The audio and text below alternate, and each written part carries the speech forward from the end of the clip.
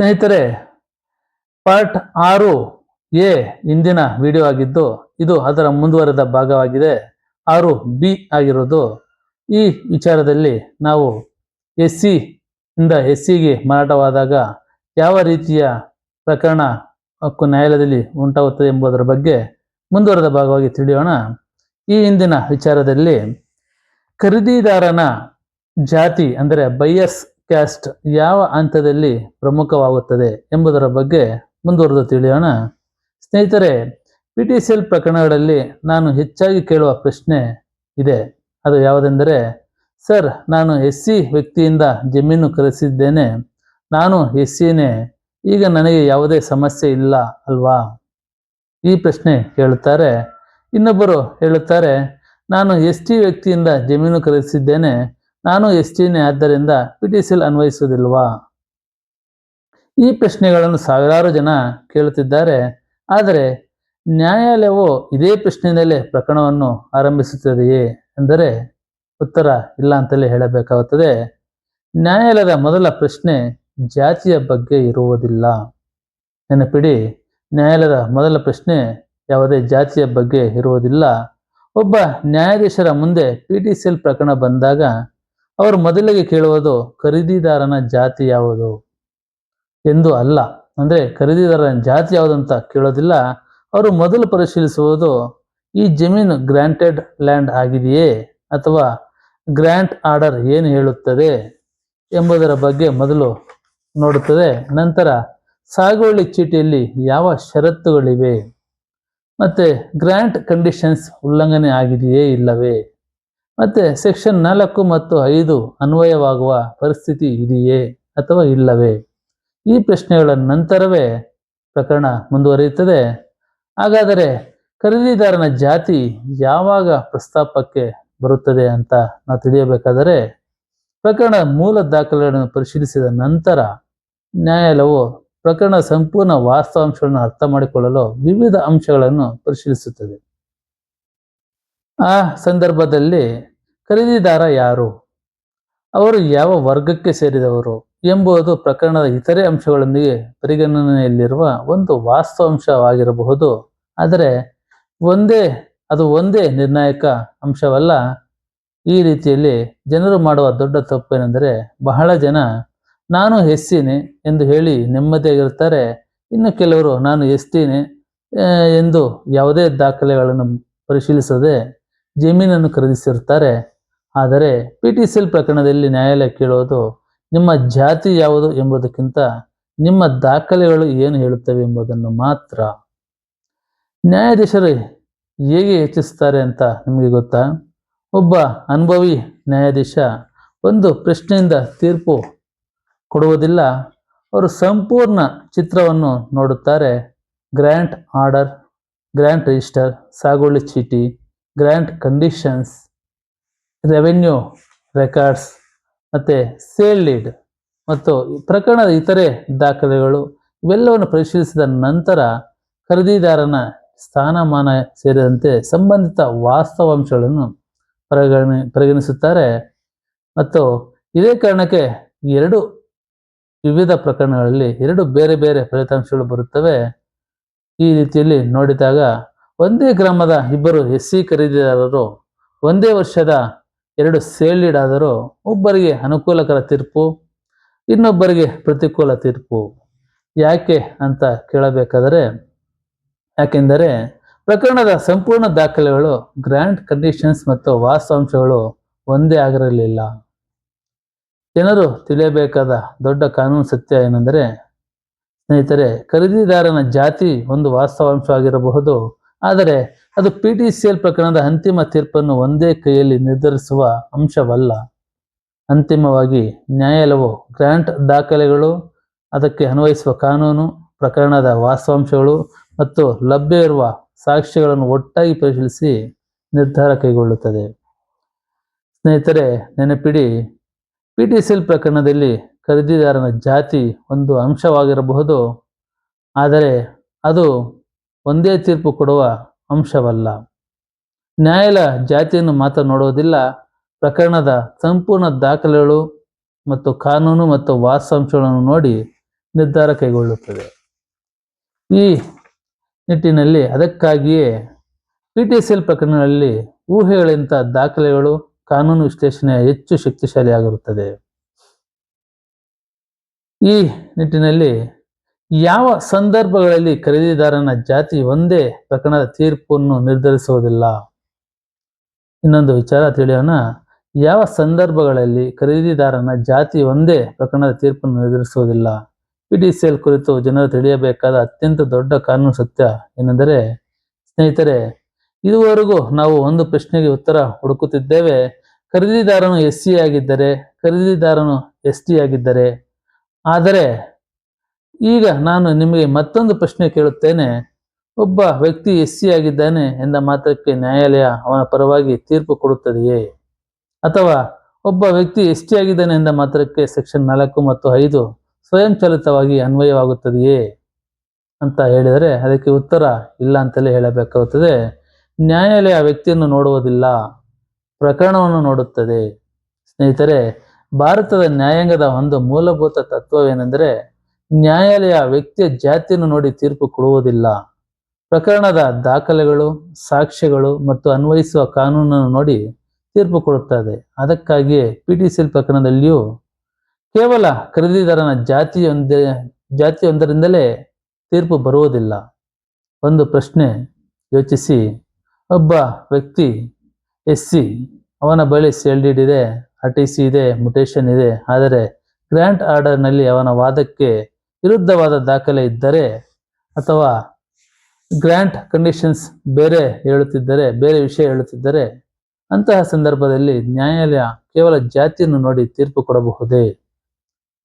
ಅದಕ್ಕಾಗಿಯೇ ಪ್ರಕರಣದ ಸಂಪೂರ್ಣ ದಾಖಲೆಗಳನ್ನು ಪರಿಶೀಲಿಸಲಾಗುತ್ತದೆ. ನ್ಯಾಯಾಲಯದ ಮುಂದೆ ಎಲ್ಲರೂ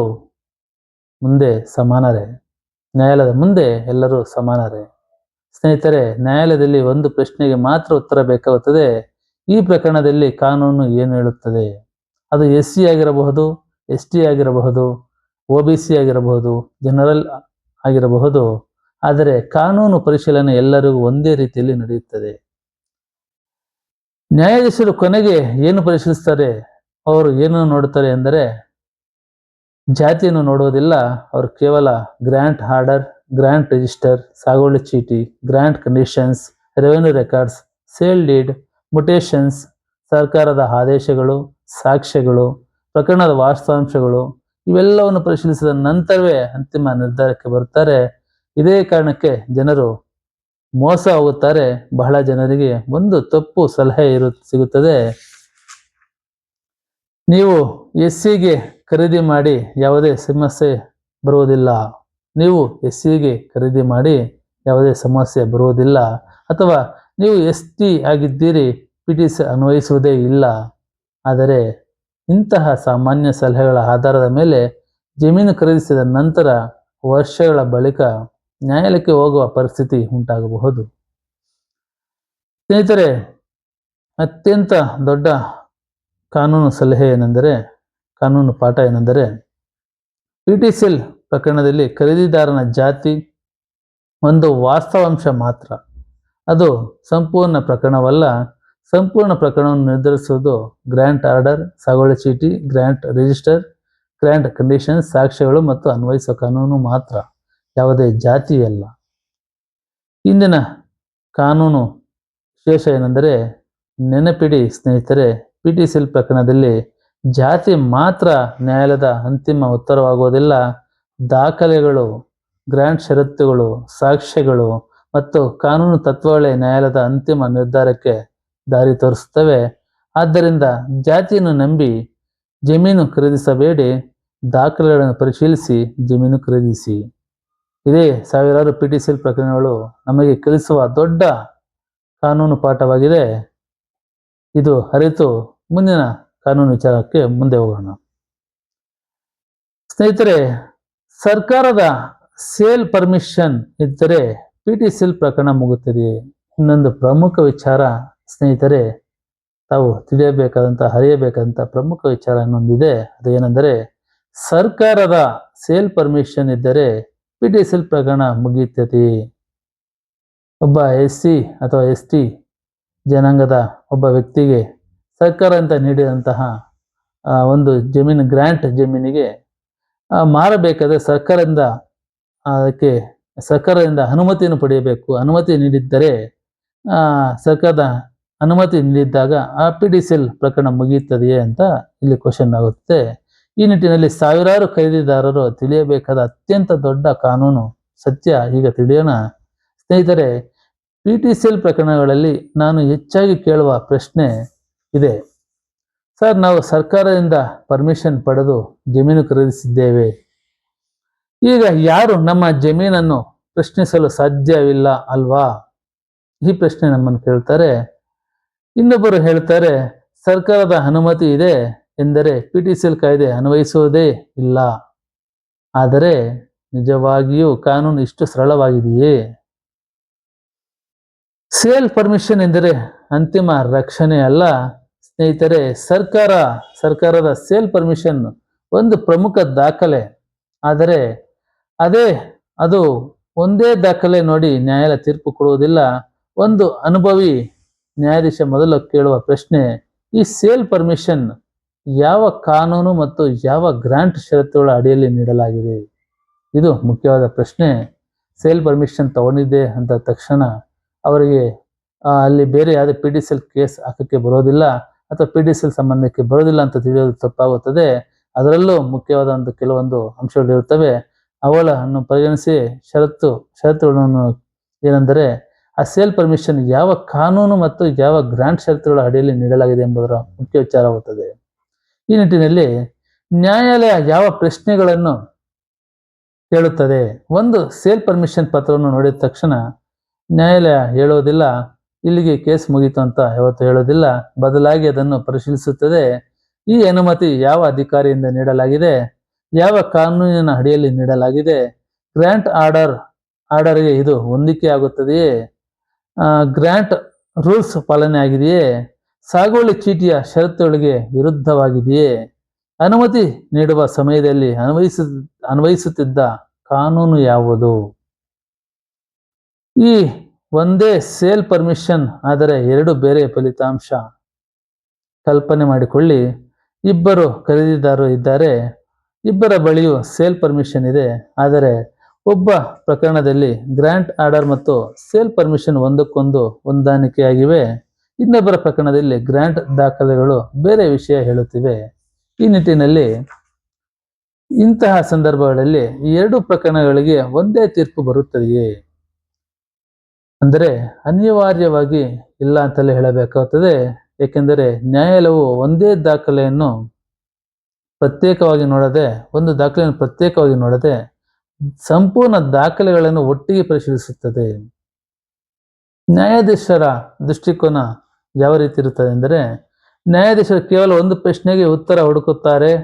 ಈ ಸೇಲ್ ಪರ್ಮಿಷನ್ ಕಾನೂನುಬದ್ಧವಾಗಿ ನೀಡಲ್ಪಟ್ಟಿದೆಯೇ? ಗ್ರಾಂಟ್ ಕಂಡೀಷನ್ಗೆ ಹೊಂದಾಣಿಕೆಯಾಗಿದೆಯೇ? ಪ್ರಕರಣದ ಇತರೆ ದಾಖಲೆಗಳೊಂದಿಗೆ ಇದು ಹೊಂದಿಕೆಯಾಗುತ್ತದೆಯೇ?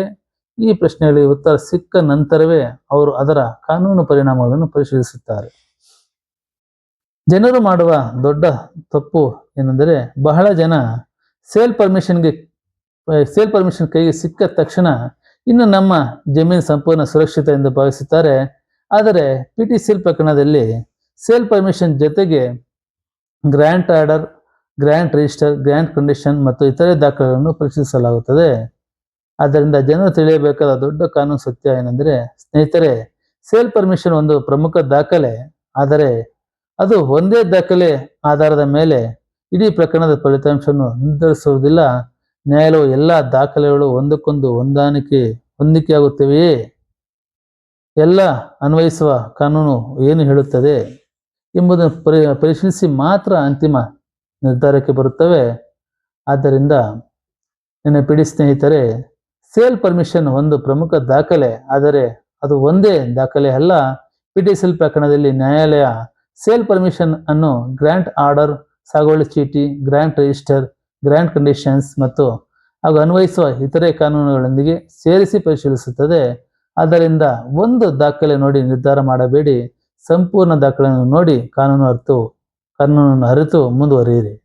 PTCL ಪ್ರಕರಣದಲ್ಲಿ ಯಾವುದೇ ಒಂದು ದಾಖಲೆ ಸಂಪೂರ್ಣ ಕಥೆಯನ್ನು ಹೇಳುವುದಿಲ್ಲ. ಎಲ್ಲ ದಾಖಲೆಗಳು ಸೇರಿ ನಿಜವಾದ ಕಥೆಯನ್ನು ಹೇಳುತ್ತವೆ. ಇದನ್ನು ಅರಿತು ಮುಂದಿನ ಪ್ರಕರಣಕ್ಕೆ ಮುಂದುವರಿಯೋಣ. ಸ್ನೇಹಿತರೆ, ಮತ್ತೊಂದು ಮುಖ್ಯವಾದ ವಿಚಾರ ಇಲ್ಲಿ ತಿಳಿಯೋಣ. ಒಂದು ಗೌರ್ನಮೆಂಟ್ ಆರ್ಡರ್ ಲಕ್ಷಾಂತರ ರೂಪಾಯಿ ಮೌಲ್ಯದ ಜಮೀನಿನ ಭವಿಷ್ಯವನ್ನೇ ಬದಲಾಯಿಸಬಹುದು. ಅಂದ್ರೆ ಒಂದು ಗೌರ್ಮೆಂಟ್ ಆರ್ಡರ್ ಲಕ್ಷಾಂತರ ರೂಪಾಯಿ ಮೌಲ್ಯದ ಜಮೀನಿನ ಭವಿಷ್ಯವನ್ನೇ ಬದಲಾಯಿಸಬಹುದೇ? ಇವಾಗಿನ ಪ್ರಶ್ನೆ. ಸ್ನೇಹಿತರೆ, PTCL ಪ್ರಕರಣಗಳಲ್ಲಿ ಜನರು ಹೆಚ್ಚಾಗಿ ನೋಡುವ ದಾಖಲೆಗಳು sale deed, RTC, mutation, EC. ಆದರೆ ಬಹಳ ಕಡಿಮೆ ಜನ ಮಾತ್ರ ಗೌರ್ಮೆಂಟ್ ಆರ್ಡರ್ ಸರ್ಕಾರಿ ಆದೇಶವನ್ನು ನೋಡುತ್ತಾರೆ. ಇದೇ ಕಾರಣಕ್ಕೆ ಅನೇಕ ಪ್ರಕರಣಗಳಲ್ಲಿ ದೊಡ್ಡ ಗೊಂದಲ ಉಂಟಾಗುತ್ತದೆ. ಗೌರ್ನಮೆಂಟ್ ಆರ್ಡರ್ ಎಂದರೆ ಕೇವಲ ಒಂದು ಪತ್ರವಲ್ಲ ಸ್ನೇಹಿತರೆ. ಸರ್ಕಾರದ ಆದೇಶ ಎಂದರೆ ಸಾಮಾನ್ಯ ಕಾಗದವಲ್ಲ. ಅದು ಆ ಸಮಯದಲ್ಲಿ ಸರ್ಕಾರ ಯಾವ ನಿಯಮದಂತೆ ಕಾರ್ಯನಿರ್ವಹಿಸಿತೋ, ಯಾವ ಗ್ರಾಂಟ್ ರೂಲ್ಸ್ ಜಾರಿಯಲ್ಲಿದ್ದವೋ, ಯಾವ ಅಧಿಕಾರಿಗೆ ಯಾವ ಅಧಿಕಾರ ನೀಡಲಾಗಿತ್ತು ಎಂಬುದನ್ನು ತಿಳಿಸುವ ಪ್ರಮುಖ ದಾಖಲೆಯಾಗಿದೆ. ಆದ್ದರಿಂದ ಅನುಭವಿ ವಕೀಲರು ಮತ್ತು ನ್ಯಾಯಾಧೀಶರು ಗೌರ್ನಮೆಂಟ್ ಆರ್ಡರ್ಸ್ ಅನ್ನು ಸಹ ಪರಿಶೀಲಿಸುತ್ತಾರೆ. ಈ ನಿಟ್ಟಿನಲ್ಲಿ ನ್ಯಾಯಾಲಯ ಗೌರ್ನಮೆಂಟ್ ಆರ್ಡರ್ ಅನ್ನು ಯಾಕೆ ನೋಡುತ್ತದೆ ಎಂಬ ವಿಚಾರವಾಗಿ ಇಲ್ಲಿ ತಿಳಿಯೋಣ. ನ್ಯಾಯಾಲಯ ಒಂದು ಪ್ರಶ್ನೆ ಕೇಳುತ್ತದೆ. ಈ ಗ್ರಾಂಟ್ ಅಥವಾ ಟ್ರಾನ್ಸ್ಫರ್ ನಡೆದ ಸಮಯದಲ್ಲಿ ಯಾವ ಸರ್ಕಾರಿ ನಿಯಮಗಳು ಜಾರಿಯಲ್ಲಿದ್ದವು? ಇದು ಪ್ರಮುಖವಾದ ಪ್ರಶ್ನೆ. ಈ ಗ್ರಾಂಟ್ ಅಥವಾ ಟ್ರಾನ್ಸ್ಫರ್ ನಡೆದ ಸಮಯದಲ್ಲಿ ಯಾವ ಸರ್ಕಾರಿ ನಿಯಮಗಳು ಜಾರಿಯಲ್ಲಿದ್ದವು? ಇದು ತಿಳಿಯದೆ ಪ್ರಕರಣದ ಸಂಪೂರ್ಣ ಕಾನೂನು ಹಿನ್ನೆಲೆಯನ್ನು ಅರ್ಥ ಮಾಡಿಕೊಳ್ಳುವುದು ಸಾಧ್ಯವಿಲ್ಲ. ಈ ಒಂದು ಗೌರ್ನಮೆಂಟ್ ಆರ್ಡರ್ ಎರಡು ಬೇರೆ ಬೇರೆ ಪರಿಣಾಮಗಳನ್ನು ಉಂಟು ಮಾಡುತ್ತದೆ. ಒಂದು ಗೌರ್ನಮೆಂಟ್ ಆರ್ಡರ್, ಒಂದು ಸರ್ಕಾರದ ಆದೇಶ ಗ್ರಾಂಟ್ ನೀಡುವ ವಿಧಾನವನ್ನು ವಿವರಿಸಬಹುದು. ಇನ್ನೊಂದು ಗೌರ್ನಮೆಂಟ್ ಸರ್ಕಾರದ ಆದೇಶ ಗ್ರಾಂಟ್ ರೂಲ್ಸ್ನಲ್ಲಿ ತಿದ್ದುಪಡಿ ಮಾಡಿರಬಹುದು. ಮತ್ತೊಂದು ಗೌರ್ನಮೆಂಟ್ ಆರ್ಡರ್ನಲ್ಲಿ ಸೇಲ್ ಪರ್ಮಿಷನ್ ನೀಡುವ ಅಧಿಕಾರದ ಬಗ್ಗೆ ಹೇಳಿರಬಹುದು. ಆದ್ದರಿಂದ ಪ್ರತಿಯೊಂದು ಗೌರ್ನಮೆಂಟ್ ಆರ್ಡರ್ ಅಂದರೆ ಸರ್ಕಾರದ ಆದೇಶ ಒಂದೇ ವಿಷಯವನ್ನು ಹೇಳುವುದಿಲ್ಲ. ಅದರ ವಿಷಯ, ಅದರ ದಿನಾಂಕ ಮತ್ತು ಅದರ ಕಾನೂನು ಪರಿಣಾಮವನ್ನು ಪ್ರತ್ಯೇಕವಾಗಿ ಪರಿಶೀಲಿಸಬೇಕು. ನ್ಯಾಯಾಧೀಶರು ಏನನ್ನು ಪರಿಶೀಲಿಸುತ್ತಾರೆ? ಇಲ್ಲಿ ಇನ್ನೊಂದು ಪ್ರಶ್ನೆ. ನ್ಯಾಯಾಧೀಶರು ಏನನ್ನು ಪರಿಶೀಲಿಸುತ್ತಾರೆ? ಒಂದು ಗೌರ್ನಮೆಂಟ್ ಆರ್ಡರ್ ಕೈಗೆ ಬಂದ ತಕ್ಷಣ ನ್ಯಾಯಾಲಯ ಕೇಳುವ ಪ್ರಶ್ನೆಗಳು: ಈ ಆದೇಶ ಯಾವ ದಿನಾಂಕದ್ದು? ಯಾವ ಕಾನೂನಿನ ಅಡಿಯಲ್ಲಿ ಹೊರಡಿಸಲಾಗಿದೆ? ಈ ಪ್ರಕರಣಕ್ಕೆ ಅನ್ವಯಿಸುತ್ತದೆಯೇ? ಗ್ರಾಂಟ್ ಆರ್ಡರ್ಗೆ ಹೊಂದಿಕೆಯಾಗುತ್ತದೆಯೇ? ಗ್ರಾಂಟ್ ರೂಲ್ಸ್ಗೆ ವಿರುದ್ಧವಾಗಿದೆಯೇ? ನಂತರದ ತಿದ್ದುಪಡಿಗಳಿಂದ ಇದರ ಪರಿಣಾಮ ಬದಲಾಗಿದೆಯೇ? ಈ ಪ್ರಶ್ನೆಗಳಿಗೆ ಉತ್ತರ ಸಿಕ್ಕ ನಂತರವೇ ಅದರ ಕಾನೂನು ಮೌಲ್ಯವನ್ನು ಪರಿಶೀಲಿಸಲಾಗುತ್ತದೆ. ಜನರು ಮಾಡುವ ಒಂದು ದೊಡ್ಡ ತಪ್ಪು ಏನೆಂದರೆ, ಕೆಲವರು ಹೇಳುತ್ತಾರೆ, ನಮ್ಮ ಬಳಿ ಗೌರ್ನಮೆಂಟ್ ಆರ್ಡರ್ ಅಂದರೆ ಸರ್ಕಾರದ ಆದೇಶ ಇದೆ, ಆದ್ದರಿಂದ ಕೇಸ್ ಗೆಲ್ಲುತ್ತೇವೆ. ಇನ್ನು ಕೆಲವರು ಹೇಳುತ್ತಾರೆ, ಸರ್ಕಾರದ ಆದೇಶ ಇದ್ದರೆ PTCL ಅನ್ವಯಿಸುವುದೇ ಇಲ್ಲ. ಆದರೆ ಒಂದು ಗೌರ್ನಮೆಂಟ್ ಆರ್ಡರ್ ಅನ್ನು ಪ್ರಕರಣದ ಇತರೆ ದಾಖಲೆಗಳು ಅಂದರೆ ಗ್ರಾಂಟ್ ಆರ್ಡರ್, ಸಾಗುವಳಿ ಚೀಟಿ ಮತ್ತು ಅನ್ವಯಿಸುವ ಕಾನೂನುಗಳೊಂದಿಗೆ ಸೇರಿಸಿ ನೋಡಿದ ನಂತರವೇ ಅದರ ನಿಜವಾದ ಕಾನೂನು ಪರಿಣಾಮವನ್ನು ಅರ್ಥ ಮಾಡಿಕೊಳ್ಳಬಹುದು. ಈ ನಿಟ್ಟಿನಲ್ಲಿ ಅತ್ಯಂತ ದೊಡ್ಡ ಕಾನೂನು ಸತ್ಯ ಏನೆಂದರೆ ಸ್ನೇಹಿತರೆ, PTCL ಪ್ರಕರಣದಲ್ಲಿ ಗೌರ್ನಮೆಂಟ್ ಆರ್ಡರ್ ಒಂದು ಪ್ರಮುಖ ದಾಖಲೆ. ಆದರೆ ಅದು ಒಂದು ದಾಖಲೆ ಆಧಾರದ ಮೇಲೆ ತೀರ್ಪು ಕೊಡಿಸುವ ಮಾಂತ್ರಿಕ ಪತ್ರವಲ್ಲ. ನ್ಯಾಯಾಲಯ ಗ್ರಾಂಟ್ ಆರ್ಡರ್, ಗ್ರಾಂಟ್ ರಿಜಿಸ್ಟರ್, ಸಾಗುವಳಿ ಚೀಟಿ, ರೆವೆನ್ಯೂ ರೆಕಾರ್ಡ್ಸ್, ಗೌರ್ನಮೆಂಟ್ ಆರ್ಡರ್ಸ್ ಮತ್ತು ಅನ್ವಯಿಸುವ ಕಾನೂನನ್ನು ಒಟ್ಟಾಗಿ ಪರಿಶೀಲಿಸಿ ಅಂತಿಮ ನಿರ್ಧಾರ ಕೈಗೊಳ್ಳುತ್ತದೆ. ಇಂದಿನ ಈ ವಿಚಾರದಲ್ಲಿ ನೆನಪಿಡಿ ಸ್ನೇಹಿತರೆ, ಗೌರ್ನಮೆಂಟ್ ಆರ್ಡರ್ ಅಂದರೆ ಸರ್ಕಾರದ ಆದೇಶ ಕೇವಲ ಒಂದು ದಾಖಲೆ ಅಲ್ಲ, ಅದು ಆ ಕಾಲದ ಸರ್ಕಾರದ ನೀತಿ ಮತ್ತು ಕಾನೂನು ಆಡಳಿತದ ಕನ್ನಡಿಯಾಗಿದೆ. ಆದರೆ ಯಾವುದೇ ಸರ್ಕಾರದ ಆದೇಶ ಅದರ ಸಂದರ್ಭ, ಅನ್ವಯಿಸುವ ಕಾನೂನು ಮತ್ತು ಇತರೆ ದಾಖಲೆಯೊಂದಿಗೆ ಓದಿದಾಗ ಮಾತ್ರ ಅದು ನಿಜವಾದ ಕಾನೂನು ಪರಿಣಾಮ ಅರ್ಥವಾಗುತ್ತದೆ. PTCL ಪ್ರಕರಣದಲ್ಲಿ ಒಂದೇ ದಾಖಲೆಯನ್ನು ನಂಬಬೇಡಿ. ಎಲ್ಲ ದಾಖಲೆಗಳನ್ನು ಒಟ್ಟಾಗಿ ಓದಿದಾಗಲೇ ನಿಜವಾದ ಕಾನೂನು ಚಿತ್ರ ಸ್ಪಷ್ಟವಾಗುತ್ತದೆ ಎಂಬುದನ್ನು ಅರಿಯಿರಿ. ನಂತರ ಮತ್ತೊಂದು ಮುಖ್ಯವಾದ ವಿಷಯ ವಿಚಾರ ಇವಾಗ ತಿಳಿಯೋಣ. ಫ್ರಾಡ್ ಅಂದರೆ ವಂಚನೆ.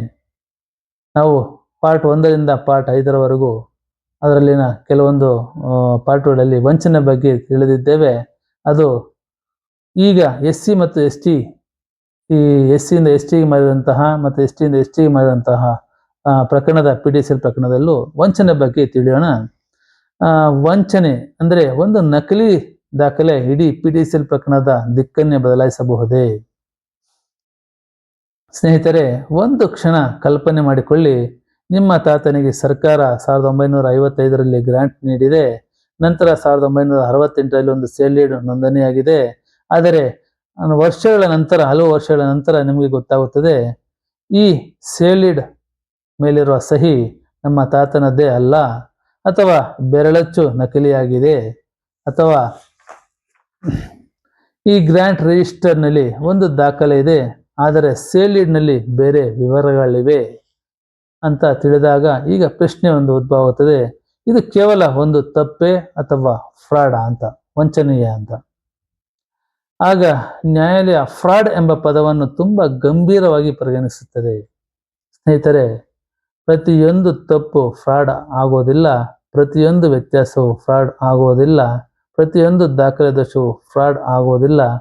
ಆದರೆ ಯಾರಾದರೂ ಉದ್ದೇಶಪೂರ್ವಕವಾಗಿ ಸುಳ್ಳು ದಾಖಲೆ ಸೃಷ್ಟಿಸಿದ್ದರೆ, ನಕಲಿ ಸಹಿ ಮಾಡಿದ್ದರೆ, ನಕಲಿ ಬೆರಳಚ್ಚು ಬಳಸಿದ್ದರೆ, ಗ್ರಾಂಟ್ ದಾಖಲೆಗಳನ್ನು ಮರೆಮಾಚಿದ್ದರೆ, ಸರ್ಕಾರಿ ದಾಖಲೆಗಳಲ್ಲಿ ವಂಚನೆ ಮಾಡಿದ್ದರೆ, ಅಂತಹ ಆರೋಪಗಳನ್ನು ನ್ಯಾಯಾಲಯ ಅತ್ಯಂತ ಗಂಭೀರವಾಗಿ ಪರಿಶೀಲಿಸುತ್ತದೆ. ಈ ನಿಟ್ಟಿನಲ್ಲಿ ಫ್ರಾಡ್ ಅಂದರೆ ವಂಚನೆ ಯಾಕೆ ಇಷ್ಟು ದೊಡ್ಡ ವಿಷಯ ಎಂದರೆ, PDCL ಪ್ರಕರಣದಲ್ಲಿ ದಾಖಲೆಗಳೇ ಮಾತನಾಡುತ್ತವೆ. ಆ ದಾಖಲೆಗಳೇ ನಕಲಿ ಎಂದು ಸಾಬೀತಾದರೆ ಪ್ರಕರಣದ ಸಂಪೂರ್ಣ ದಿಕ್ಕೇ ಬದಲಾಗುವ ಸಾಧ್ಯತೆ ಉಂಟಾಗಬಹುದು. ಅದಕ್ಕಾಗಿಯೇ ನ್ಯಾಯಾಲಯ ಫ್ರಾಡ್ ಅಂದರೆ ವಂಚನೆ ಆರೋಪವನ್ನು ಸಾಮಾನ್ಯ ಆರೋಪದಂತೆ ನೋಡುವುದಿಲ್ಲ.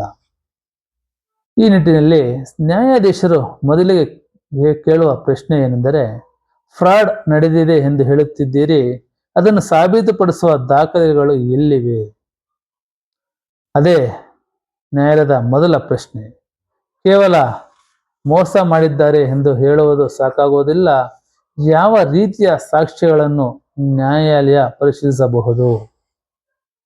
ಪ್ರಕರಣದ ಸ್ವರೂಪವನ್ನು ಅವಲಂಬಿಸಿ ನ್ಯಾಯಾಲಯವು ಇಂತಹ ದಾಖಲೆಯನ್ನು ಪರಿಶೀಲಿಸಬಹುದು. ಅವುಗಳೇನೆಂದರೆ, ಮೂಲ ಗ್ರಾಂಟ್ ಆರ್ಡರ್, ಸಾಗುವಳಿ ಚೀಟಿ, ಗ್ರಾಂಟ್ ರಿಜಿಸ್ಟರ್, ಮೂಲ ಸೇಲ್ ಡೀಡ್, ಥಂಬ್ ಇಂಪ್ರೆಷನ್ ಅಥವಾ ಸಿಗ್ನೇಚರ್ ಕುರಿತು ತಜ್ಞರ ಅಭಿಪ್ರಾಯ. ಇದು ಮುಖ್ಯವಾದದ್ದು.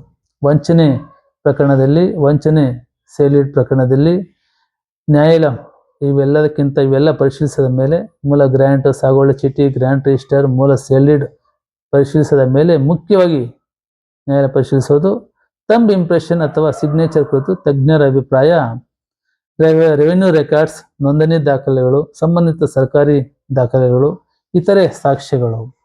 ಇವುಗಳ ಆಧಾರದ ಮೇಲೆ ಫ್ರಾಡ್ ಆರೋಪವನ್ನು ಪರೀಕ್ಷಿಸಲಾಗುತ್ತದೆ. ಈ ನಿಟ್ಟಿನಲ್ಲಿ ಜನರು ಮಾಡುವ ದೊಡ್ಡ ತಪ್ಪು ಏನೆಂದರೆ, ಬಹಳ ಜನ ಪ್ರತಿಯೊಂದು ಪ್ರಕರಣದಲ್ಲೂ ಫ್ರಾಡ್ ನಡೆದಿದೆ ಎಂದು ಬರೆಯುತ್ತಾರೆ. ಆದರೆ ನ್ಯಾಯಾಲಯ ಕೇಳುವುದು ಫ್ರಾಡ್ ಎಲ್ಲಿ ಅಂದರೆ ವಂಚನೆ ಎಲ್ಲಿ, ದಾಖಲೆ ಎಲ್ಲಿದೆ, ಸಾಕ್ಷಿ ಎಲ್ಲಿದ್ದಾರೆ.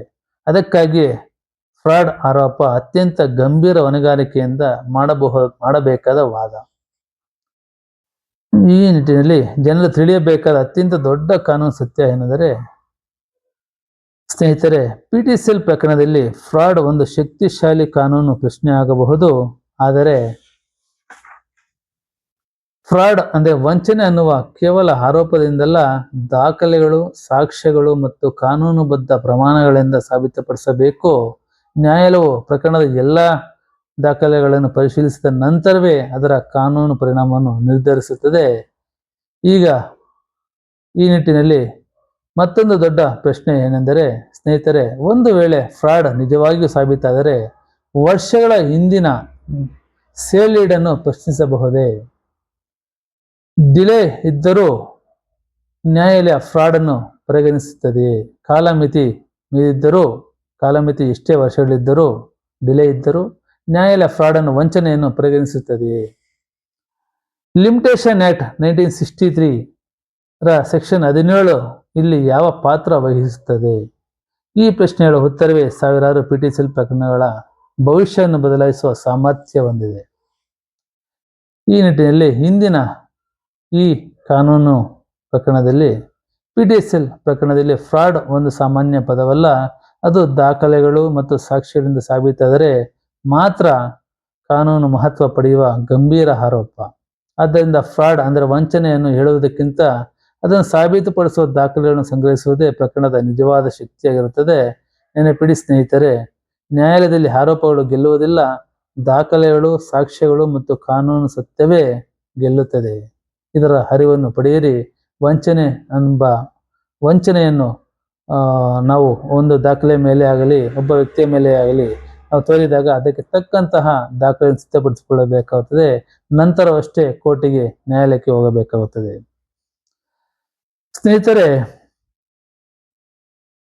ಇನ್ನೊಂದು ಮುಖ್ಯವಾದ ಪ್ರಶ್ನೆ ಇಲ್ಲಿದೆ. 30 ಅಥವಾ 40 ಅಥವಾ 50 ವರ್ಷಗಳ ನಂತರ ಕೇಸ್ ಹಾಕಿದರೆ ನ್ಯಾಯಾಲಯ ಏನು ಮಾಡುತ್ತದೆ? ಈಗಾಗಲೇ ಇದರ ಬಗ್ಗೆ ತಿಳಿದಿದ್ದೇವೆ. ಇಲ್ಲಿ ಅಲ್ಪ ಮಟ್ಟಿಗೆ ತಿಳಿಯೋಣ. PTCL ಪ್ರಕರಣಗಳಲ್ಲಿ ಡಿಲೇ ವಿಳಂಬ ಎಂಬ ಅತ್ಯಂತ ದೊಡ್ಡ ಕಾನೂನು ಇದ್ದಾಗಿದೆ. ಸ್ನೇಹಿತರೆ, ಇದೇ ಇಂದು ಕಾನೂನು ಕರ್ನಾಟಕದ ಸಾವಿರಾರು SC ಮತ್ತು ST ಕುಟುಂಬಗಳು, ಖರೀದಿದಾರರು ಮತ್ತು ವಕೀಲರನ್ನು ನಿದ್ದೆ ಮಾಡದಂತೆ ಮಾಡುತ್ತಿರುವ ಪ್ರಶ್ನೆ. ಒಬ್ಬ ವ್ಯಕ್ತಿ ಕೇಳುತ್ತಾನೆ, ಸರ್, ನನ್ನ ತಾತನ ಜಮೀನು 1968ರಲ್ಲಿ ಮಾರಾಟವಾಗಿದೆ. ಈಗ 2026ರಲ್ಲಿ ಕೇಸ್ ಹಾಕಬಹುದೇ? ಇನ್ನೊಬ್ಬರು ಕೇಳುತ್ತಾರೆ, ಸರ್, 40 ವರ್ಷಗಳ ನಂತರ ನ್ಯಾಯಾಲಯ ನಮ್ಮ ಮಾತು ಕೇಳುತ್ತದೆಯೇ? ಮತ್ತೊಬ್ಬರು ಕೇಳುತ್ತಾರೆ, PTCL ಕಾಯ್ದೆಯಲ್ಲಿ ಲಿಮಿಟೇಷನ್ ಇಲ್ಲ ಅಲ್ವಾ? ಹಾಗಾದರೆ ಯಾವಾಗ ಬೇಕಾದರೂ ಕೇಸ್ ಹಾಕಬಹುದಾ? ಆದರೆ ನಿಜವಾಗಿಯೂ ಕಾನೂನು ಇಷ್ಟು ಸರಳವಾಗಿದೆಯೇ? ಡಿಲೇ ಎಂದರೆ ಕೇವಲ ವರ್ಷಗಳ ಲೆಕ್ಕವಲ್ಲ ಸ್ನೇಹಿತರೆ. ಬಹಳ ಜನ ಒಂದು ದೊಡ್ಡ ತಪ್ಪು ಮಾಡುತ್ತಾರೆ. ಅವರು 30 ವರ್ಷ ಕಳೆದಿದೆ, 40 ವರ್ಷ ಕಳೆದಿದೆ, 50 ವರ್ಷ ಕಳೆದಿವೆ ಎಂದು ಮಾತ್ರ ಲೆಕ್ಕ ಹಾಕುತ್ತಾರೆ. ಆದರೆ ನ್ಯಾಯಾಲಯ ಕ್ಯಾಲೆಂಡರ್ ಮಾತ್ರ ನೋಡುವುದಿಲ್ಲ, ಅದು ಕಾರಣವನ್ನು ನೋಡುತ್ತದೆ. ಕಾರಣ ಇಲ್ಲಿ ಇಂಪಾರ್ಟೆಂಟ್ ಆಗುತ್ತದೆ. ನ್ಯಾಯಾಲಯ ಕೇಳುವ ನಿಜವಾದ ಪ್ರಶ್ನೆ, ನ್ಯಾಯಾಧೀಶರು ಸಾಮಾನ್ಯವಾಗಿ ಹೀಗೆ ಕೇಳುತ್ತಾರೆ, 20 ವರ್ಷಗಳ ನಂತರ ಯಾಕೆ ಬಂದಿದ್ದೀರಿ? 20 ವರ್ಷಗಳ ನಂತರ ಯಾಕೆ ಈ ಕೇಸ್ ಹಾಕಲು ಬಂದಿದ್ದೀರಿ? ಈಗ ಮಾತ್ರ ಕೇಸ್ ಹಾಕಲು ಕಾರಣ ಏನು? ಈ ವಿಳಂಬಕ್ಕೆ ದಾಖಲೆಗಳು ಇವೆಯೇ? ಇದೇ ಪ್ರಶ್ನೆಗಳು ಪ್ರಕರಣದ ದಿಕ್ಕನ್ನು ಬದಲಾಯಿಸಬಹುದು. ಪ್ರತಿಯೊಂದು ವಿಳಂಬ ಒಂದೇ ರೀತಿ ಇರುವುದಿಲ್ಲ. ಒಬ್ಬ ವ್ಯಕ್ತಿಗೆ ಗ್ರಾಂಟ್ ದಾಖಲೆಗಳು ಈಗಷ್ಟೇ ದೊರೆತಿರಬಹುದು, ಇನ್ನೊಬ್ಬರಿಗೆ ಫ್ರಾಡ್ ಈಗಷ್ಟೇ ಗೊತ್ತಾಗಿರಬಹುದು, ಮತ್ತೊಬ್ಬರಿಗೆ ವಾರಸುದಾರನಾಗಿ ಹಕ್ಕು ಇತ್ತೀಚೆಗೆ ತಿಳಿದಿರಬಹುದು, ಇನ್ನೊಬ್ಬರು ಯಾವುದೇ ಕಾರಣವಿಲ್ಲದೆ ದಶಕಗಳ ಕಾಲ ಮೌನವಾಗಿರಬಹುದು. ಈ ನಾಲ್ಕು ಪ್ರಕರಣಗಳನ್ನು ಒಂದೇ ರೀತಿಯಲ್ಲಿ ನೋಡಲು ಸಾಧ್ಯವೇ? ಅಂದರೆ ಇಲ್ಲ ಅಂತಲೇ ಹೇಳಬೇಕಾಗುತ್ತದೆ. ಇಲ್ಲಿಯೇ ನ್ಯಾಯಾಲಯದ ನಿಜವಾದ ಪರಿಶೀಲನೆ ಆರಂಭವಾಗುತ್ತದೆ. ನ್ಯಾಯಾಲಯ ಕೇವಲ ವರ್ಷ ಎಷ್ಟು ಎಂದು ಕೇಳುವುದಿಲ್ಲ, ಅದು ಪರಿಶೀಲಿಸುವುದು ವಿಳಂಬಕ್ಕೆ ಕಾರಣವೇನು, ಆ ಕಾರಣಕ್ಕೆ ದಾಖಲೆಗಳು ಇವೆಯೇ, ಫ್ರಾಡ್ ಆರೋಪ, ವಂಚನೆ ಆರೋಪವಿದೆಯೇ, ಮತ್ತೆ ದಾಖಲೆಗಳು ನಂತರ ಪತ್ತೆಯಾಗಿವೆಯೇ, ಅರ್ಜಿದಾರರು ಹಕ್ಕು ತಿಳಿದುಕೊಂಡ ಸಮಯ ಯಾವುದು, ಪ್ರಕರಣದ ಸಂಪೂರ್ಣ ವಾಸ್ತವಾಂಶಗಳು ಏನು ಹೇಳುತ್ತವೆ? ಈ ರೀತಿಯ ಒಂದು ಪ್ರಶ್ನೆಗಳು ಮತ್ತು ಅದಕ್ಕೆ ಉತ್ತರಗಳನ್ನು ನ್ಯಾಯಾಲಯ ಹುಡುಕುತ್ತದೆ. ಈ ನಿಟ್ಟಿನಲ್ಲಿ ಸುಪ್ರೀಂ ಕೋರ್ಟ್ ಯಾಕೆ ರೀಸನಬಲ್ ಟೈಮ್ ಎಂಬ ತತ್ವವನ್ನು ಚರ್ಚಿಸಿತು? ಈ ಪ್ರಶ್ನೆ ಈಗಾಗಲೇ ನಾವು ಚರ್ಚೆ ಮಾಡಿದ್ದೇವೆ. ಇಲ್ಲಿ ಸ್ವಲ್ಪ ಮಟ್ಟಿಗೆ ತಿಳಿಯೋಣ. ಸ್ನೇಹಿತರೆ, PTCL ಕಾಯ್ದೆಯಲ್ಲಿ ಮೂಲತಃ ನಿರ್ದಿಷ್ಟ ಲಿಮಿಟೇಷನ್ ಪೀರಿಯಡ್ ಇರಲಿಲ್ಲ. ಆದರೆ ನಂತರ ನ್ಯಾಯಾಲಯಗಳ ಮುಂದೆ ಒಂದು ಪ್ರಶ್ನೆ ಬಂದಿತು, ಯಾವುದೇ ಸಮಯದಲ್ಲಿ ಅರ್ಜಿ ಹಾಕಬಹುದೇ? PTCL ವಿಚಾರದಲ್ಲಿ ಯಾವುದೇ ಸಮಯದಲ್ಲಿ ಅರ್ಜಿ ಹಾಕಬಹುದೇ? ಈ ಪ್ರಶ್ನೆ ಬಂದಾಗ ಈ ಹಿನ್ನೆಲೆಯಲ್ಲಿ supreme court Nekkanti Ramalakshmi versus state of Karnataka ಮತ್ತೆ Vivek M Hinduja versus M Ashwatha ಈ ಪ್ರಕರಣಗಳಲ್ಲಿ ಟೈಮ್ ಮತ್ತು ರೀಸನಬಲ್ ಟೈಮ್ ಮತ್ತು ಡಿಲೇ ಮತ್ತು ಲೇಟೆಸ್ಟ್ ತತ್ವಗಳನ್ನು ಚರ್ಚಿಸಿತು. ಆದರೆ ಈ ತೀರ್ಪುಗಳನ್ನು ಪ್ರತಿಯೊಂದು ಪ್ರಕರಣಕ್ಕೂ ಒಂದೇ ರೀತಿಯಲ್ಲಿ ಅನ್ವಯಿಸಲಾಗುವುದಿಲ್ಲ. ಈ ಪ್ರಕರಣದ ವಾಸ್ತವಾಂಶಗಳು ಇನ್ನೂ ಅತ್ಯಂತ ಮುಖ್ಯ. ಏನೆಂದರೆ, ನಂತರ 2023ರಲ್ಲಿ ಏನಾಯಿತು? ಈ ಮೇಲ್ಕಂಡ ಪ್ರಕರಣಗಳಲ್ಲಿ ಕೇವಲ ರೀಸನಬಲ್ ಟೈಮ್ ಮತ್ತು ಡಿಲೇ ಮತ್ತು ಲೇಟೆಸ್ಟ್ ತತ್ವಗಳನ್ನು ಚರ್ಚೆ ಮಾಡಿ ತೀರ್ಮಾನ ನೀಡಿತ್ತು. ಆದರೆ ಎಲ್ಲ ಪ್ರಕರಣಗಳಿಗೂ ಅದು ಅನ್ವಯಿಸುವುದಿಲ್ಲ. ಕೆಲವೊಂದು ಪ್ರಕರಣ ಮಾತ್ರ ಅನ್ವಯಿಸುತ್ತೆ. ಈಗ ಮುಂದಿನ ಚರ್ಚೆ ಏನೆಂದರೆ, ನಂತರ 2023ರಲ್ಲಿ ಇದು ಏನಾಯಿತು ಅಂತ ತಿಳಿದರೆ, ಸ್ನೇಹಿತರೆ, ಈ ಡಿಲೇ ಪ್ರಶ್ನೆ ಕರ್ನಾಟಕದ ದೊಡ್ಡ ಚರ್ಚೆಗೆ ಕಾರಣವಾಯಿತು. ನಂತರ 2023ರಲ್ಲಿ ಕರ್ನಾಟಕ ಸರ್ಕಾರ PDCL ಕಾಯ್ದೆಗೆ ತಿದ್ದುಪಡಿ ತಂದು ವಿಳಂಬದ ಆಧಾರದ ಮೇಲೆ ಮಾತ್ರ ಅರ್ಜಿಗಳನ್ನು ತಿರಸ್ಕರಿಸಬಾರದು ಎಂಬ ಉದ್ದೇಶವನ್ನು ವ್ಯಕ್ತಪಡಿಸಿತು. ಅಂದರೆ ವಿಳಂಬ ಆಗಿದೆ ಎಂಬ ವಿಚಾರಕ್ಕೆ ಮಾತ್ರನೇ PDCL ಕಾಯ್ದೆಯನ್ನು, ಅಂದರೆ PDCL ಕೇಸುಗಳನ್ನು, ಅರ್ಜಿಗಳನ್ನು ತಿರಸ್ಕರಿಸಬಾರದು ಎಂಬ ಉದ್ದೇಶವನ್ನು ವ್ಯಕ್ತಪಡಿಸಿತು. ಆದರೆ ಈ ತಿದ್ದುಪಡಿಯ ಪರಿಣಾಮ ಎಷ್ಟು? ಹಳೆಯ ಪ್ರಕರಣಗಳಿಗೆ ಇದು ಹೇಗೆ ಅನ್ವಯಿಸುತ್ತವೆ? ಇದರ ಕುರಿತು ನ್ಯಾಯಾಲಯಗಳ ವ್ಯಾಖ್ಯಾನ ಏನು? ಇವು ಇನ್ನೂ ಅನೇಕ ಪ್ರಕರಣಗಳಿಗೆ ಚರ್ಚೆಯಾಗುತ್ತಿರುವ ಪ್ರಮುಖ ಕಾನೂನು ಪ್ರಶ್ನೆಗಳಾಗಿವೆ. ಈ ನಿಟ್ಟಿನಲ್ಲಿ ಜನರು ಮಾಡುವ ಅತ್ಯಂತ ದೊಡ್ಡ ತಪ್ಪು, ಕೆಲವರು ಹೇಳುತ್ತಾರೆ ಡಿಲೇ ಇದೆ, ಕೇಸ್ ಮುಗಿಯಿತು. ಇನ್ನು ಕೆಲವರು ಕೇಳುತ್ತಾರೆ PDCLಗೆ ಲಿಮಿಟೇಷನ್ ಇಲ್ಲ, ಯಾವಾಗ ಬೇಕಾದರೂ ಕೇಸ್ ಹಾಕಬಹುದು. ಸ್ನೇಹಿತರೆ, ಈ ಎರಡೂ ವಾಕ್ಯಗಳನ್ನು ಎಲ್ಲ ಪ್ರಕರಣಗಳಿಗೂ ಅನ್ವಯಿಸುವ ಸಾಮಾನ್ಯ ನಿಯಮ ಎಂದು ಹೇಳಲು ಸಾಧ್ಯವೇ ಇಲ್ಲ. ಪ್ರತಿಯೊಂದು ಪ್ರಕರಣವು ಅದರ ದಾಖಲೆಗಳು, ಕಾರಣಗಳು ಮತ್ತು ವಾಸ್ತವಾಂಶಗಳ ಆಧಾರದ ಮೇಲೆ ಪರಿಶೀಲಿಸಲಾಗುತ್ತದೆ. ಈ ನಿಟ್ಟಿನಲ್ಲಿ ನೆನಪಿಡಿ ಸ್ನೇಹಿತರೆ, ಡಿಲೇ ಎಂದರೆ ಕೇವಲ ವರ್ಷಗಳ ಲೆಕ್ಕವಲ್ಲ, ಆ ವರ್ಷಗಳ ಹಿಂದೆ ಇರುವ ಕಾರಣದ ಕಾನೂನು ಪರಿಶೀಲನೆಯೇ ಆಗಿದೆ. PDCL ಪ್ರಕರಣದಲ್ಲಿ ಕ್ಯಾಲೆಂಡರ್ ಮಾತ್ರ ತೀರ್ಪು ಕೊಡುವುದಿಲ್ಲ. ದಾಖಲೆಗಳು, ಕಾರಣಗಳು, ಕಾನೂನು ತತ್ವಗಳೇ ನ್ಯಾಯಾಲಯದ ನಿರ್ಧಾರಕ್ಕೆ ದಾರಿ ತೋರಿಸುತ್ತವೆ. ಅದಕ್ಕಾಗಿಯೇ ಕೆಲವು ಹಳೆಯ ಪ್ರಕರಣಗಳು ಮುಂದುವರಿಯುತ್ತವೆ, ಮತ್ತೆ ಕೆಲವು ಪ್ರಕರಣಗಳು ವಿಳಂಬದ ಪ್ರಶ್ನೆಯಲ್ಲಿ ಗಂಭೀರ ಪರಿಶೀಲನೆಗೆ ಒಳಗಾಗುತ್ತವೆ. ಇದೇ PDCL ಪ್ರಕರಣಗಳ ಅತ್ಯಂತ ದೊಡ್ಡ ಕಾನೂನು ಸತ್ಯವಾಗಿದೆ. ಈ ವಿಚಾರವನ್ನು ಅರಿತು ಈಗ ಮುಂದಿನ ವಿಚಾರಕ್ಕೆ ಹೋಗೋಣ. ಸ್ನೇಹಿತರೆ, ಮತ್ತೊಂದು ಉತ್ತಮ ವಿಚಾರ ಮತ್ತು ಮುಖ್ಯವಾದ ವಿಚಾರ ಏನೆಂದರೆ, ಇತ್ತೀಚಿನ ಕರ್ನಾಟಕ ಹೈಕೋರ್ಟ್ನ ದೃಷ್ಟಿಕೋನ ಏನು? ಈ PDCL ಬಗ್ಗೆ ಇತ್ತೀಚಿನ ಕರ್ನಾಟಕದ ಹೈಕೋರ್ಟ್ನ ದೃಷ್ಟಿಕೋನ ಏನು? PDCL ಪ್ರಕರಣಗಳಿಗೆ ಹೊಸ ನ್ಯಾಯಾಂಗದ ನಿಲುವು ಏನೆಂದರೆ, ಸ್ನೇಹಿತರೆ, ಇಂದು ಅನೇಕ ಜನರು ಕೇಳುವ ಪ್ರಶ್ನೆ, 2023 PDCL ತಿದ್ದುಪಡಿಯ ನಂತರ ಕರ್ನಾಟಕ ಹೈಕೋರ್ಟ್ ಏನು ಹೇಳುತ್ತಿದೆ? ಈಗ ಎಲ್ಲ ಹಳೆಯ ಪ್ರಕರಣಗಳು ಮತ್ತೆ ಗೆಲ್ಲುತ್ತವೆಯೇ, ಅಥವಾ ಸುಪ್ರೀಂ ಕೋರ್ಟ್ನ ತೀರ್ಪುಗಳನ್ನೇ ಇನ್ನೂ ಅನುಸರಿಸಲಾಗುತ್ತಿದೆಯೇ? ಇದೇ ಒಂದು ಕರ್ನಾಟಕದ ಅತ್ಯಂತ ದೊಡ್ಡ ಕಾನೂನು ಚರ್ಚೆಯಾಗಿದೆ. ಈ ನಿಟ್ಟಿನಲ್ಲಿ ಇತ್ತೀಚಿನ ತೀರ್ಪುಗಳಲ್ಲಿ ಒಂದು ಸ್ಪಷ್ಟ ಸಂದೇಶ ಇದೆ. ಅದೇನೆಂದರೆ, ಇತ್ತೀಚಿನ ಕರ್ನಾಟಕ ಹೈಕೋರ್ಟ್ ತೀರ್ಪುಗಳನ್ನು ನೋಡಿದರೆ ಒಂದು ವಿಷಯ ಸ್ಪಷ್ಟವಾಗಿ ಕಾಣುತ್ತದೆ. ನ್ಯಾಯಾಲಯ ಒಂದೇ ಅಂಶವನ್ನು ನೋಡಿ ತೀರ್ಪು ನೀಡುವುದಿಲ್ಲ.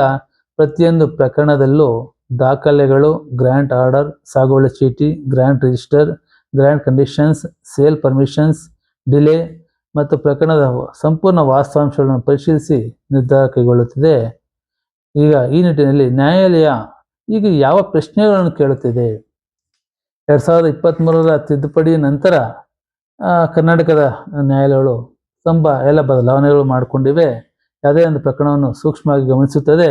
ಈ ನಿಟ್ಟಿನಲ್ಲಿ ನ್ಯಾಯಾಲಯವು ಯಾವ ಪ್ರಶ್ನೆಯನ್ನು ಕೇಳುತ್ತಿವೆ? ಇತ್ತೀಚಿನ ತೀರ್ಪುಗಳಲ್ಲಿ ಪದೇ ಪದೇ ಕಾಣುವ ಪ್ರಶ್ನೆಗಳು, ಈ ಜಮೀನು ನಿಜವಾಗಿಯೂ ಗ್ರಾಂಟೆಡ್ ಲ್ಯಾಂಡ್ ಆಗಿದೆಯೇ? ಮತ್ತೆ ಗ್ರಾಂಟ್ ಆರ್ಡರ್ ಏನು ಹೇಳುತ್ತದೆ? ಮತ್ತೆ ಗ್ರಾಂಟ್ ಕಂಡೀಷನ್ಸ್ ಉಲ್ಲಂಘನೆ ಆಯಿತೆ? ಸರ್ಕಾರದ ಪೂರ್ವ ಅನುಮತಿ ಇದೆಯೇ? ಸೆಕ್ಷನ್ 4 ಮತ್ತು ಸೆಕ್ಷನ್ 5 ಹೇಗೆ ಅನ್ವಯಿಸುತ್ತವೆ? ವಿಳಂಬಕ್ಕೆ ಡಿಲೇ ಅಂದರೆ ಸಮರ್ಪಕ ಕಾರಣವಿದೆಯೇ?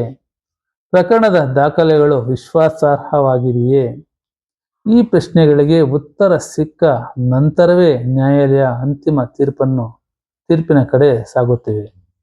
ಈ ನಿಟ್ಟಿನಲ್ಲಿ 2023ರ ತಿದ್ದುಪಡಿ ಬಂದ ನಂತರವೂ ಚರ್ಚೆ ಯಾಕೆ ಮುಂದುವರೆದಿದೆ ಎಂದರೆ, ಸ್ನೇಹಿತರೆ, 2023ರಲ್ಲಿ PTCL ಕಾಯ್ದೆಗೆ ತಿದ್ದುಪಡಿ ತರಲಾಯಿತು. ಆದರೆ ಆ ತಿದ್ದುಪಡಿಯ ಪರಿಣಾಮ ಅನೇಕ ಪ್ರಕರಣಗಳಿಗೆ ಅದರ ಅನ್ವಯತೆ ಮತ್ತು ಸುಪ್ರೀಂ ಕೋರ್ಟ್ನ ಹಿಂದಿನ ತೀರ್ಪುಗಳೊಂದಿಗೆ ಅದರ ಸಂಬಂಧ ಇವುಗಳ ಕುರಿತು ಇನ್ನೂ ನ್ಯಾಯಾಲಯಗಳಲ್ಲಿ ವಾದಗಳು ನಡೆಯುತ್ತಿವೆ. ಆದ್ದರಿಂದ ಪ್ರತಿಯೊಂದು ಪ್ರಕರಣವನ್ನು ಅದರ ವಾಸ್ತವಾಂಶಗಳ ಆಧಾರದ ಮೇಲೆ ಪ್ರತ್ಯೇಕವಾಗಿ ಪರಿಶೀಲಿಸಲಾಗುತ್ತದೆ. ನ್ಯಾಯಾಲಯದ ದೃಷ್ಟಿಕೋನ ಹೊಸ ದೃಷ್ಟಿಕೋನ ಏನೆಂದರೆ, ಇತ್ತೀಚಿನ ಕರ್ನಾಟಕ ಹೈಕೋರ್ಟ್ ತೀರ್ಪುಗಳ ಒಂದು ಪ್ರಮುಖ ಸಂದೇಶ ನೀಡುತ್ತಿವೆ. PTCL ಪ್ರಕರಣಗಳು ಸೂತ್ರಬದ್ಧ ಗಣಿತವಲ್ಲ.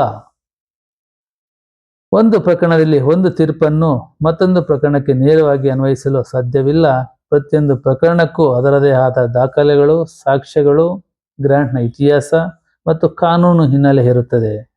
ಈ ನಿಟ್ಟಿನಲ್ಲಿ ಜನರು ಮಾಡುವ ದೊಡ್ಡ ತಪ್ಪು ಏನೆಂದರೆ, ಕೆಲವರು ಹೇಳುತ್ತಾರೆ, ಒಂದು ಹೈಕೋರ್ಟ್ ತೀರ್ಪು ಬಂದಿದೆ, ಈಗ ಎಲ್ಲ PTCL ಪ್ರಕರಣಗಳಿಗೂ ಇದೇ ಅನ್ವಯಿಸುತ್ತದೆ. ಆದರೆ ಇದು ಸರಿಯಾದ ಕಾನೂನು ತಿಳುವಳಿಕೆಯಲ್ಲ. ನ್ಯಾಯಾಲಯಗಳು ಪ್ರೆಸಿಡೆಂಟ್ ಅಂದರೆ ಹಿಂದಿನ ತೀರ್ಪು ಅದನ್ನು ಗೌರವಿಸುತ್ತದೆ, ಆದರೆ ಅದನ್ನು ಪ್ರಕರಣದ ವಾಸ್ತವಾಂಶಗಳಿಗೆ ಹೊಂದಾಣಿಕೆಯಾಗುತ್ತದೆಯೇ ಎಂಬುದನ್ನು ಪರಿಶೀಲಿಸಿದ ನಂತರವೇ ಅನ್ವಯಿಸುತ್ತವೆ. ಅಂದರೆ ಹಿಂದೆ ಬಂದಿರುವಂತಹ ಹಳೆ ತೀರ್ಪುಗಳಿಗೂ ಈಗ ನೀವು ಬಂದಿರುವಂತಹ ಹೊಸ ಪ್ರಕರಣಗಳಿಗೂ ಪೂರ್ತಿ ಹೊಂದಿಕೆಯಾಗಿದ್ದಾಗ ಮಾತ್ರ ಆ ತೀರ್ಪನ್ನು ಪರಿಗಣಿಸುತ್ತದೆ, ಇಲ್ಲಾಂದ್ರೆ ಪರಿಗಣಿಸುವುದಿಲ್ಲ. ಇದರ ವಾಸ್ತವಾಂಶಗಳ ಮೇಲೆ ಹೊಸ ತೀರ್ಪನ್ನು ನೀಡುತ್ತದೆ. ಈ ನಿಟ್ಟಿನಲ್ಲಿ ಜನರು ತಿಳಿಯಬೇಕಾದ ಅತ್ಯಂತ ದೊಡ್ಡ ಕಾನೂನು ಸತ್ಯ ಏನೆಂದರೆ, ಸ್ನೇಹಿತರೆ, ಇತ್ತೀಚಿನ ಕರ್ನಾಟಕ ಹೈಕೋರ್ಟ್ನ ನಿಲುವು ನಮಗೆ ಒಂದು ಪಾಠ ಕಲಿಸುತ್ತದೆ. PTCL ಪ್ರಕರಣವನ್ನು ಗೆಲ್ಲಿಸುವುದೊಂದು ತೀರ್ಪು ಅಲ್ಲ, ಒಂದು ದಾಖಲೆ ಕೂಡ ಅಲ್ಲ.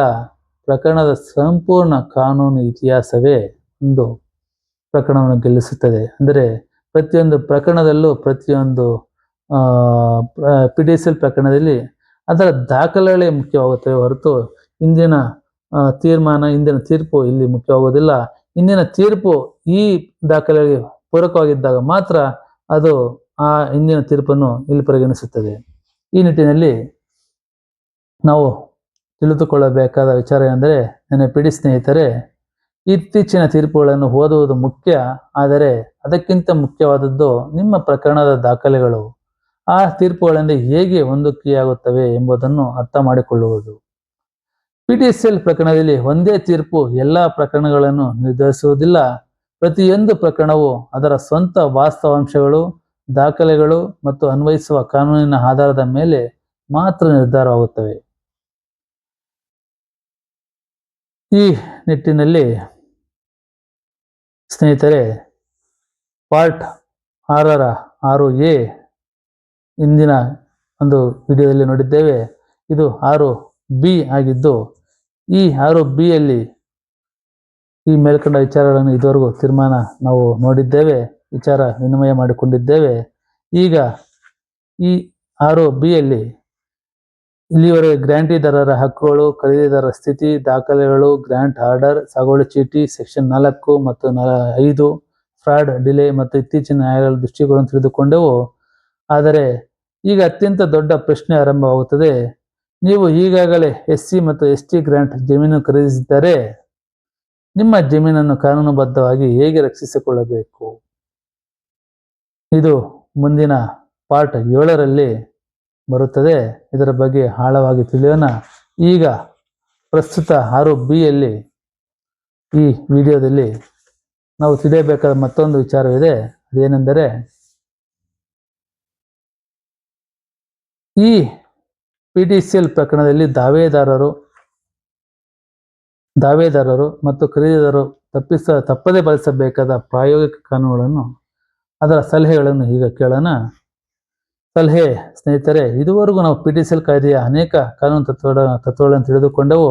ಆದರೆ ಒಂದು ಪ್ರಶ್ನೆ ಇನ್ನೂ ಉಳಿದಿದೆ. ಈ ಕಾನೂನು ಅರಿವು ನಮ್ಮ ನಿಜ ಜೀವನದಲ್ಲಿ ಹೇಗೆ ಉಪಯೋಗವಾಗಬೇಕು? ಇದುವರೆಗೂ ನಾವು ತಿಳಿದುಕೊಂಡಿರುವಂತಹ ಕಾನೂನು ತತ್ವಗಳನ್ನು, ಈ ಕಾನೂನು ಅರಿವನ್ನು ನಮ್ಮ ಜೀವನದಲ್ಲಿ ಹೇಗೆ ಉಪಯೋಗವಾಗಬೇಕು? ಏಕೆಂದರೆ ಕಾನೂನು ಗೊತ್ತಿರೋದಕ್ಕಿಂತ ಅದನ್ನು ಸರಿಯಾಗಿ ಬಳಸುವುದು ಬಹಳ ಮುಖ್ಯವಾಗಿರುತ್ತದೆ.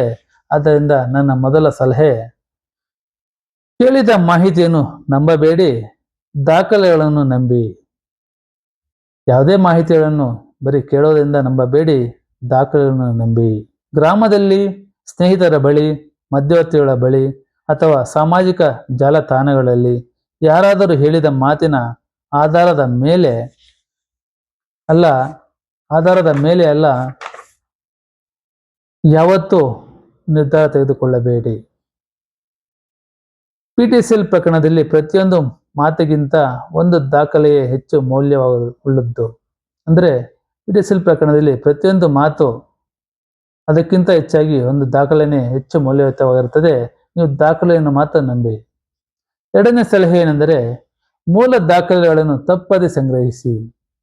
ನಿಮ್ಮ ಬಳಿ ಕಡ್ಡಾಯವಾಗಿ ಇರಬೇಕಾದ ದಾಖಲೆಗಳು ಏನೆಂದರೆ, ಗ್ರಾಂಟ್ ಆರ್ಡರ್, ಸಾಗುವಳಿ ಚೀಟಿ, ಗ್ರಾಂಟ್ ರಿಜಿಸ್ಟರ್ನ ಪ್ರಾಮಾಣೀಕೃತ ಪ್ರತಿ, sale deed, RTC, mutation, EC, survey records, revenue proceedings, sale permission ಇದ್ದರೆ ಸೇಲ್ ಪರ್ಮಿಷನ್. ಈ ದಾಖಲೆಗಳಿಲ್ಲದೆ ಪಿಟಿಸಿಎಲ್ ಪ್ರಕರಣದಲ್ಲಿ ಸತ್ಯವನ್ನು ಸಾಬೀತುಪಡಿಸುವುದು ಕಷ್ಟವಾಗಬಹುದು. ಮೂರನೇ ಸಲಹೆ, ಆರ್ಟಿಸಿ ನೋಡಿ ಮಾತ್ರ ಜಮೀನು ಖರೀದಿಸಬೇಡಿ. ಬಹಳ ಜನ ಆರ್ಟಿಸಿ ಸರಿ ಇದೆ, ಇಸಿ ಸರಿ ಇದೆ ಎಂದು ಭಾವಿಸಿ ಲಕ್ಷಾಂತರ ರೂಪಾಯಿ ನೀಡಿ ಜಮೀನು ಖರೀದಿಸುತ್ತಾರೆ. ಆದರೆ ಗ್ರಾಂಟ್ ಆರ್ಡರ್ ನೋಡಿರೋದಿಲ್ಲ, ಸಾಗುವಳಿ ಚೀಟಿ ನೋಡಿರೋದಿಲ್ಲ, ಗ್ರಾಂಟ್ ಕಂಡೀಷನ್ ಓದಿರೋದಿಲ್ಲ. ಇದೇ ನಂತರ ದೊಡ್ಡ ಕಾನೂನು ಸಮಸ್ಯೆ ಉಂಟಾಗಬಹುದು. ನಾಲ್ಕನೇ ಸಲಹೆ ಏನೆಂದರೆ, ದಾಖಲೆಗಳನ್ನು ಪರಿಶೀಲಿಸದೆ ನ್ಯಾಯಾಲಯಕ್ಕೆ ಓಡಬೇಡಿ. ಪಿಟಿಸಿಎಲ್ ಪ್ರಕರಣದಲ್ಲಿ ಕೋಪದಿಂದಲ್ಲ, ದಾಖಲೆಗಳಿಂದ ಹೋರಾಡಬೇಕು. ಪ್ರಕರಣ ದಾಖಲಿಸುವ ಮೊದಲು ಎಲ್ಲ ದಾಖಲೆಗಳನ್ನು ಒಮ್ಮೆ ಅಲ್ಲ ಹಲವಾರು ಬಾರಿ ಪರಿಶೀಲಿಸಿ. ಐದನೇ ಸಲಹೆ ಏನೆಂದರೆ, ಪ್ರತಿಯೊಂದು ಪ್ರಕರಣವು ವಿಭಿನ್ನ. ನಿಮ್ಮ ನೆರೆಹೊರೆಯವರು ಕೇಸ್ ಗೆದ್ದಿದ್ದಾರೆ ಎಂದು ನೀವು ಗೆಲ್ಲುತ್ತೀರಿ ಎಂದುಕೊಳ್ಳಬೇಡಿ, ಅಥವಾ ಬೇರೆ ಯಾರೋ ಸೋತಿದ್ದಾರೆ ಎಂದು ನೀವು ಸೋಲುತ್ತೀರಿ ಎಂದುಕೊಳ್ಳಬೇಡಿ. ಪ್ರತಿಯೊಂದು ಪಿಟಿಸಿಎಲ್ ಪ್ರಕರಣವು ಅದರದೇ ಆದ ದಾಖಲೆಗಳು, ವಾಸ್ತವಾಂಶಗಳು ಮತ್ತು ಕಾನೂನು ಪ್ರಶ್ನೆಗಳನ್ನು ಹೊಂದಿರುತ್ತವೆ. ಆರನೇ ಸಲಹೆ ಏನೆಂದರೆ, ತಪ್ಪು ಕಾನೂನು ಸಲಹೆಯಿಂದ ಎಚ್ಚರವಾಗಿರಿ. ಕೆಲವರು ಹೇಳುತ್ತಾರೆ, ಎಸ್ಸಿಗೆ ಮಾರಿದರೆ ಯಾವುದೇ ಸಮಸ್ಯೆ ಇಲ್ಲ. ಇನ್ನು ಕೆಲವರು ಪಿಟಿಸಿಎಲ್ಗೆ ಲಿಮಿಟೇಷನ್ ಇಲ್ಲ, ಯಾವಾಗ ಬೇಕಾದರೂ ಕೇಸ್ ಹಾಕಬಹುದು. ಮತ್ತೊಬ್ಬರು ಆರ್ಟಿಸಿ ಇದ್ದರೆ ಸಾಕು ಅಂತ ಹೇಳುತ್ತಾರೆ. ಸ್ನೇಹಿತರೆ, ಇಂತಹ ಒಂದೇ ಸಾಲಿನ ಸಲಹೆಗಳು ನಿಮ್ಮ ಜೀವನದ ಅತಿ ದೊಡ್ಡ ತಪ್ಪಾಗಬಹುದು. ಏಳನೇ ಸಲಹೆ ಏನೆಂದರೆ, ಕಾನೂನು ಅರಿವನ್ನು ಬೆಳೆಸಿಕೊಳ್ಳಿ. ಪಿಟಿಸಿಎಲ್ ಪ್ರಕರಣದಲ್ಲಿ ಜಮೀನು ಮಾತ್ರ ಮುಖ್ಯವಲ್ಲ, ಕಾನೂನು ಅರಿವು ಕೂಡ ಅಷ್ಟೇ ಮೌಲ್ಯಯುತವಾದದ್ದು ಮತ್ತು ಕಾನೂನು ಅರಿವು ಕೂಡ ಆಸ್ತಿಯಷ್ಟೇ ಮೌಲ್ಯಯುತವಾದದ್ದು. ಒಂದು ಸರಿಯಾದ ಮಾಹಿತಿ ಲಕ್ಷಾಂತರ ರೂಪಾಯಿಗಳ ಜಮೀನನ್ನು ಉಳಿಸಬಹುದು. ಒಂದು ತಪ್ಪು ಮಾಹಿತಿ ತಲೆಮಾರುಗಳಿಂದ ಬಂದ ಆಸ್ತಿಯನ್ನೇ ಅಪಾಯಕ್ಕೆ ಸಿಲುಕಿಸಬಹುದು. ಈ ನಿಟ್ಟಿನಲ್ಲಿ ಅಂತಿಮ ಸಂದೇಶ ಏನೆಂದರೆ, ಸ್ನೇಹಿತರೆ, ಪಿಟಿಸಿಎಲ್ ಪ್ರಕರಣದಲ್ಲಿ ಗೆಲ್ಲುವುದು ಅತ್ಯಂತ ದೊಡ್ಡ ವಕೀಲನಲ್ಲ, ಅಥವಾ ಅತ್ಯಂತ ಉದ್ದವಾದ ವಾದವೂ ಅಲ್ಲ. ಗೆಲ್ಲುವುದು ಯಾವುದೆಂದರೆ ಕೇವಲ ಸರಿಯಾದ ದಾಖಲೆಗಳು, ಸತ್ಯವಾದ ವಾಸ್ತವಾಂಶಗಳು, ಸರಿಯಾದ ಕಾನೂನು ತತ್ವಗಳು, ಸಮಯೋಚಿತ ಕ್ರಮಗಳು ಮತ್ತು ಜಾಗೃತ ನಾಗರಿಕನಾಗಿ ತೆಗೆದುಕೊಳ್ಳುವ ಜವಾಬ್ದಾರಿಯುತ ನಿರ್ಧಾರಗಳು. ಇಂದಿನ ಈ ವಾಸ್ತವಾಂಶಗಳ ಬಗ್ಗೆ ತಿಳಿದುಕೊಳ್ಳಬೇಕಾದರೆ ಪಿಟಿಸಿಎಲ್ ಪ್ರಕರಣದಲ್ಲಿ ಭಾವನೆಗಳಿಗಿಂತ ದಾಖಲೆಗಳು ಹೆಚ್ಚು ಮಾತನಾಡುತ್ತವೆ. ಊಹೆಗಳಿಗಿಂತ ಕಾನೂನು ಹೆಚ್ಚು ಶಕ್ತಿಶಾಲಿಯಾಗಿರುತ್ತದೆ. ವದಂತಿಗಳಿಗಿಂತ ಪ್ರಾಮಾಣೀಕೃತ ದಾಖಲೆಗಳು ಹೆಚ್ಚು ವಿಶ್ವಾಸಾರ್ಹವಾಗಿರುತ್ತವೆ. ಮತ್ತು ಪ್ರಕರಣವನ್ನು ಗೆಲ್ಲಿಸುವುದು ಅದೃಷ್ಟವಲ್ಲ, ಸರಿಯಾದ ದಾಖಲೆಗಳು ಮತ್ತು ಸರಿಯಾದ ಕಾನೂನು ಸಿದ್ಧತೆ. ಸ್ನೇಹಿತರೆ, ನಾವು ಇಲ್ಲಿಯವರೆಗೂ ನಾವು ಕಾನೂನನ್ನು ಅರ್ಥ ಮಾಡಿಕೊಂಡೆವು. ಈಗ ಕಾನೂನನ್ನು ನಿಮ್ಮ ಜಮೀನನ್ನು ರಕ್ಷಿಸಲು ಹೇಗೆ ಬೆಳೆಸಿಕೊಳ್ಳಬೇಕು ಎಂಬುದನ್ನು ತಿಳಿದುಕೊಳ್ಳುವ ಸಮಯ ಬಂದಿದೆ. ಎಸ್ಸಿ ಮತ್ತು ಎಸ್ಟಿ ಗ್ರಾಂಟ್ ಜಮೀನನ್ನು ಖರೀದಿಸುವ ಮೊದಲು ಯಾವ 25 ದಾಖಲೆಗಳನ್ನು ಕಡ್ಡಾಯವಾಗಿ ಪರಿಶೀಲಿಸಬೇಕು? ಪಿಟಿಸಿಎಲ್ ನೋಟಿಸ್ ಬಂದರೆ ಮೊದಲ 30 ದಿನದಲ್ಲಿ ಏನು ಮಾಡಬೇಕು? ಯಾವ ದಾಖಲೆಗಳು ನಿಮ್ಮ ಜಮೀನನ್ನು ಉಳಿಸಬಹುದು? ಇದೆಲ್ಲದರ ಸಂಪೂರ್ಣ ಪ್ರಾಯೋಗಿಕ ಮಾರ್ಗದರ್ಶಿ ಪಾರ್ಟ್ 7ರಲ್ಲಿ ನಿಮ್ಮನ್ನು ಎದುರು ನೋಡುತ್ತಿದೆ. ಪಾರ್ಟ್ 7 ತಪ್ಪದೆ ವೀಕ್ಷಿಸಿ ನಿಮ್ಮ ಕಾನೂನು ಅರಿವನ್ನು ಉತ್ತಮಗೊಳಿಸಿಕೊಳ್ಳಿ. ಈ ಪಾರ್ಟ್ 6A ಮತ್ತು ಪಾರ್ಟ್ 6B ಎರಡನ್ನು ಒಂದಕ್ಕೊಂದು ತಾಳೆ ಇರುತ್ತವೆ. ಅದರಿಂದ 2 ವಿಡಿಯೋಗಳನ್ನು ತಪ್ಪದೆ ವೀಕ್ಷಿಸಿ ಅದರ ಕಾನೂನು ಅರಿವನ್ನು ಪಡೆದುಕೊಳ್ಳಿ. ಈ ವಿಡಿಯೋಗಳನ್ನು ಕೊನೆಯವರೆಗೂ ನೋಡಿದ್ದಕ್ಕೆ ತಮಗೆಲ್ಲರಿಗೂ ಧನ್ಯವಾದಗಳು.